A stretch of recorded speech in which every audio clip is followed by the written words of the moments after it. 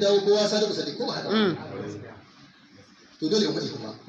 duk abin da kake ciki gaggaban nana shigowa haƙƙin ka ne kai bayani shi a adalci ko shi amana ba wai dan sana'a ka bace ka kare ana banna kuma ka kyale ba zan bai adalci ba ka zan adali ba to abin da ake yi gaskiya a gyara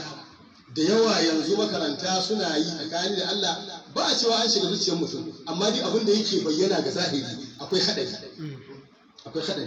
a yi karatu don Allah a yi karatu don neman yadda Allah a yi karatu don kare alƙur'ani magabata su ibn al-jazari su imam shafi lokacin su ba a musabaka duk abin da suka haddace sun haddace ne dan Allah ko sun rike shi dan Allah sun rubuta dan Allah ba a ba su keke ba ba a ba su babur ba ba a ba su mota ba ba a ba su kujerar makka ba jama'a haka ne ko haka ba to amma mu ne yanzu dalibi in kana son ya haddace abu ka ce mai za a yi musabaka ta nan da wata biyu yanzu ka ga yan baiwa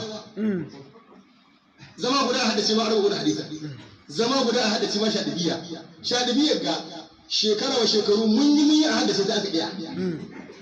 jama'a haka ne ni magana yana magana na sa abin ne mun yi ɗaliban mu su haddace ta da wasu ɗaliban an yi ta daura an yi ta yi su mala hadi mai tajwidi ko tuba an kasa haddacewa amma ana sa ta ga musabaka an gaje Saudiya ta sa alfarul awwal wanda aka ce gwarzo a nada mutum a bashi kujerar maka da mota to sai wanda ya hada shadibiya al-qira'atu sab' da su dani da su tafsir da su al-ibana da wadawa kai in hada ma kahin mota uku wani ya hada shadibiya baiti 1000 da wani abu wa abayatu wa alfun tazidu salatatan wa ma'a mi'atin 70 zuhran wa kummala baiti 373 duk ya hada